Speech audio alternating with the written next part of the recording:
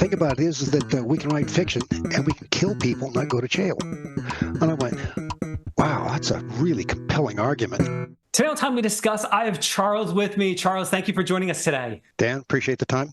It's a delight to be able to talk to somebody that's interested in what we do and wants to let me yammer on. I'm super excited. You have all these books behind you. You know, before we started talking, we talked a little bit about your past. You have your own publishing company. You're a writer, CTO alongside the publishing company. Let's start with you as an author. Let's begin there. So tell us about your books, how you got started writing. I've been in the technical world along with my co-author, Roxanne, for 25 years. And so we've been able to see stuff.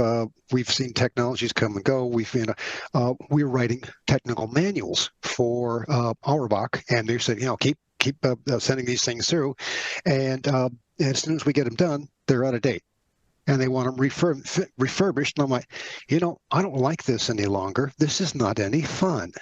And so I gathered up all my marbles and stomped off, and Roxanne, being the pragmatic individual she is, said, let me noodle on this. And a couple months later, she comes up with this fictional book with technical details that are true and factual baked in. She goes, what do you think about this? First 4 chapters. And I went, well, I'm okay. We could, so what's your point? She goes, well, the thing about it is that we can write fiction and we can kill people, not go to jail. And I went, wow, that's a really compelling argument.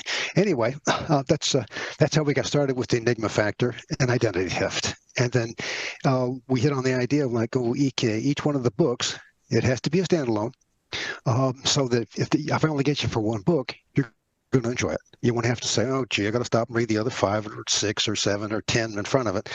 That's not fair as far as I'm concerned for the reader. So each one, it has a particular technical threat. Bad guys have, going to dominate the world, whether it's with ransomware or cryptocurrency, or they're going to destabilize, the world commodity markets. Our good guys are there to be able to stop them, and that's the dynamics of each one of the books, and they're different approaches and different tasty morsels for your reading consideration. And then you went on to also, you formed your own publishing company.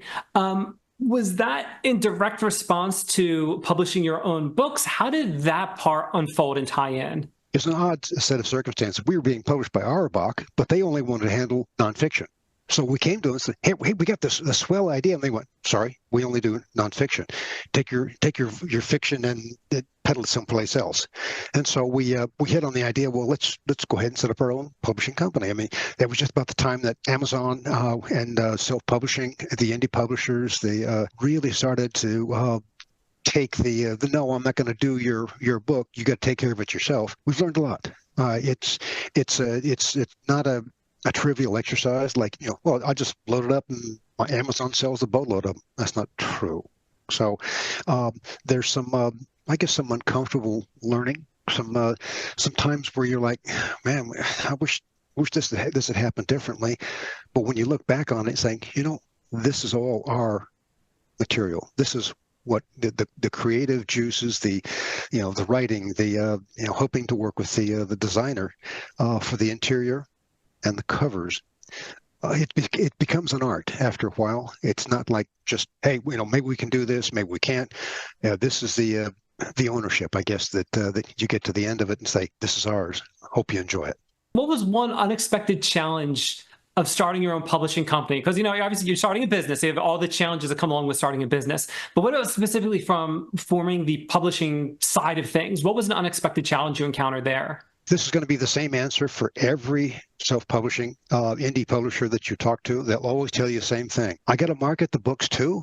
Aren't I wonderful enough for you to go ahead and just buy it? Take my word for it? No. You have to be okay. All right, I'm finished writing for the day, or my slot. I put aside a certain amount of time to be able to create. Build the ads, the ad campaigns. All right, there are tools to be able to help you do that. So you got to learn other tools that to be able to use the tools to be able to market. And so it becomes very, I won't say tedious, but it's as demanding as the creativity piece of writing the books. It's like, okay, I want to be special like everybody else is, so and unique like everybody else is, and so how do I do that so that I don't look like everybody else? And that's those are that's the other side of the business, the challenge that you don't see coming, but if you don't do it, and even some of the kept authors that write for the big publishing houses, even a lot of them are grousing like, unless you're, Stephen King or, James Patterson, they do everything for those folks. Everybody else, hey, get over here and help out, help sell, package the stuff up, help sell this stuff because it doesn't do itself. What about the different formats that are available? Obviously you have your ebooks, you have your hardback, your paperback, audiobooks. What is demand like for each of those? Because obviously you're going to have certain people are going to prefer different formats. But in your experience, what's that like? Do you find more people are preferring one over the other? Does one sell better than the other? What's that like for you? The different medias are important because they're different consumers. Some people said, hey, I used to read, I don't anymore. I don't have time.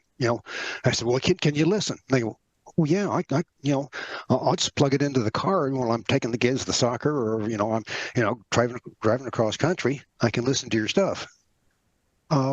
Makes perfect sense when you talk to the customers, and that's what it comes down to. Before we started recording, we talked a little bit about your role as a CTO.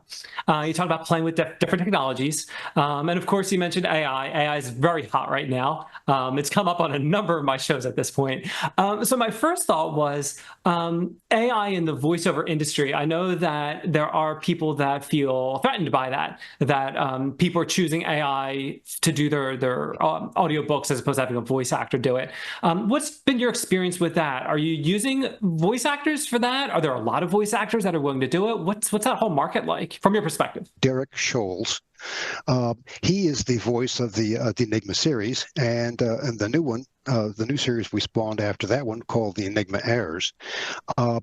He has a voice range and temperament to be able to cover male, female, old, young, foreign accents. I've even taught him a little bit of some of Texas speak, so that he can enjoy that too.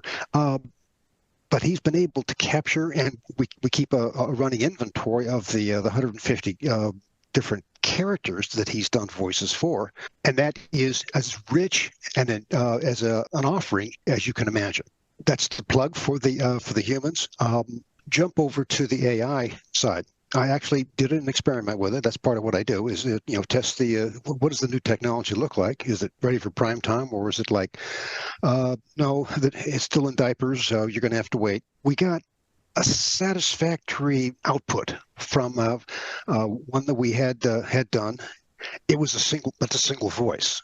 And so it was frustrating from going from the rich environment of the voice actor to a single voice. They had 8 different voices to choose from, and we picked the one with the sort of British female life to it.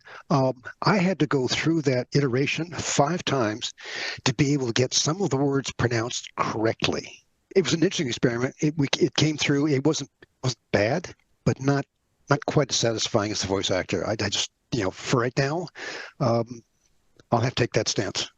I love that. So, like I said, the idea of AI has come up on a number of my episodes here, and there seems to be a very strong consensus. I spoke with Natalie a while ago, but her episode just aired pretty recently, within the past week, and she is an executive career coach, and she was talking about using AI to help with resume writing, use that as a tool. And then I spoke with Kyle from Little Guy AI. He's a small marketing company in New Jersey. And he was saying using it to help you with writing your marketing copy, essentially. Again, using it as a tool. So it sounds like a very similar thing here. You can't go into it expecting it to do everything for you. It's, you're going to have to still, get a little dirty trying to get it to do the right thing. Yeah. And that's what I've discovered. I mean, so, like I've said this before, I said this to you before we started recording, probably even during the segment here, but I've also said this in past episodes where it's like, I'm a tech guy, love technology, grew up with it. I love taking things apart, that whole thing. Looking at your books, the Enigma series, you said each one is about a different part of technology. So it sounds almost like technology gone wrong in a sense. Which piece of technology was your most, did you have the most enjoyment writing about? The cryptocurrency edition was probably the most fun. And the reason was because we got we track the crypto markets and how money gets laundered and how the bad, and it's not so much the technology gone wrong, it's technology that's been exploited to your disadvantage. It can be used for, and you've seen this and you've been in the tech world. Hey, this is great stuff. You use it this way. Well, let me use the port scanner to be able to find out which ports are open so I can go ahead and do a hack on it. Oh, wait a minute. I didn't know that's how you're going to use it to my disadvantage. The cryptocurrency was these two freebooters running around selling their version and trying to get organizations, even governments, to be able to adopt it. And we postulated that Venezuela would have to do that because of the way that they've ruined their economy. And just before we released the book, that clown Madero actually said, we're going to go with cryptocurrency for the economy here.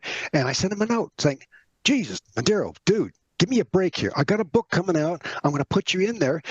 Can you hold off for a couple of months? You're obviously a gentle person of good breeding, and so I won't repeat the vulgarities he used on and how he responded. But it was gratifying to know that we had postulated, and it showed up in a book, not quite as early as I would have liked, but it did reinforce the fact that we have a good grasp of the things coming down the pipeline.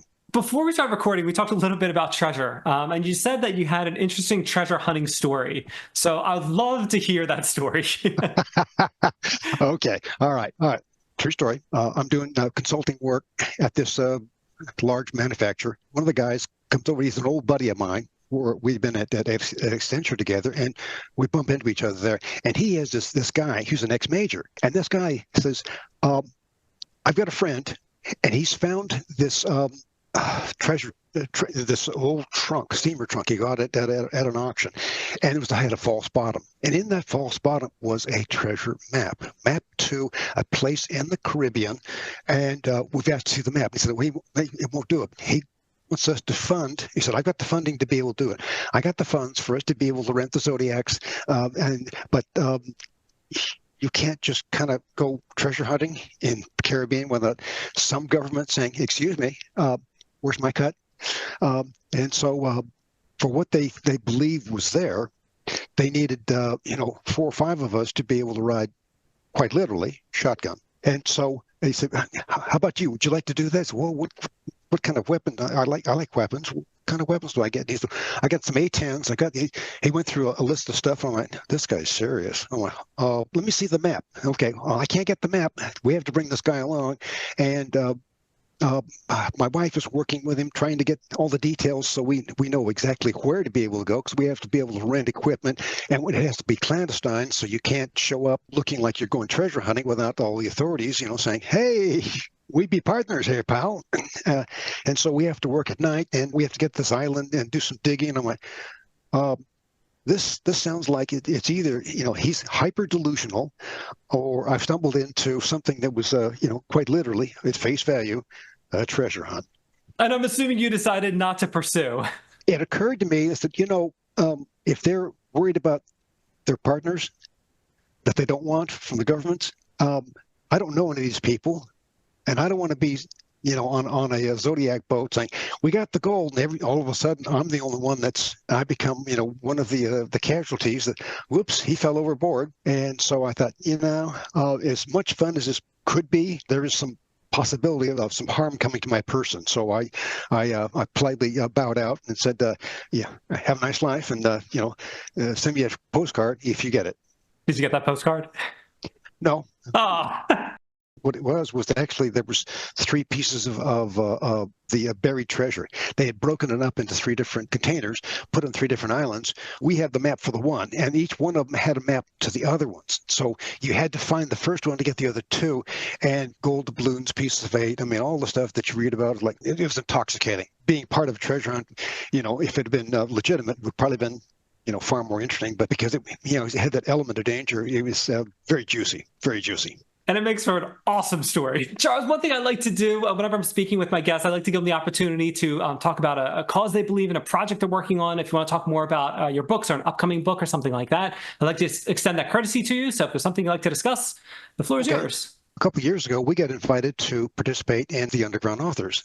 We invented a city in Texas called Magnolia Bluff, and it's the Magnolia Bluff Crime Chronicles. Each one of us, there's like 12, 14 authors, generates a story, standalone story, in the Magnolia Bluff Crime Chronicles. This week, they've got we got 25 books out so far after the 3 years. These are all cozy mysteries. The opportunity to be able to purchase all of them at 99 cents is out there. But the fun part about it is that we borrow characters back and forth. We use the same locations. It's like you and I going to the same city and seeing it completely through different eyes. And that's the fun part about being part of the Underground Authors and the Cozy Mystery series, Magnolia Bluff. We have another book coming out in August that'll be number 26 in that area, and it's The Ransom Enigma, and that's part of the things that we do. We're just having fun writing cozy mysteries, and our tagline is that Magnolia Bluff, people are just dying to get into the cemetery. That's a joke my father likes to tell. He says, "Did you hear about the cemetery?" "No, Dad. What about the cemetery?" "People are just dying to get in there." Charles, one thing I wanted to ask, and I completely forgot. When I see the word Enigma, I automatically think of, I believe it was called the Enigma machine out of World War II. Is there any tie-in between the title of your books, the series, and that particular machine? The Enigma machine was actually the beginning of the computer age, because what it was doing was encrypting communications for you to be able to ship back and forth. And the Germans had a pretty good gig going on. They were able to plan all this stuff and then clandestine operations, hide all of their communications from the enemy, and have a field day. We actually wrote a prequel to the Enigma series. Poland gets overrun in 1939 in 30 days. And they're almost helpless to be able to stop the Germans. But what they do is they resolve to steal one of the Enigma machines and get it to the Allies to be able to break the encryption algorithm and basically help win the war. They make a copy of it themselves and build their own information dynasty called the R Group, and that's the fundamental premise for the Enigma series. It's all about the cyber good guys versus cyber bad guys, and then all of the character development that goes around that. You can have some really great characters, and some of them are so memorable you can't not use them in your book. So I've got them sprinkled here and there that I think you'd probably appreciate some of the humor from Dr. Quip. I love it. I love the name too. Charles, it's been absolutely awesome having you on Time We Discuss, where we talked about what it's like to be, an author, creating a publishing company, a CTO, and even a possible treasure hunter. Appreciate the time, sir. Thank you.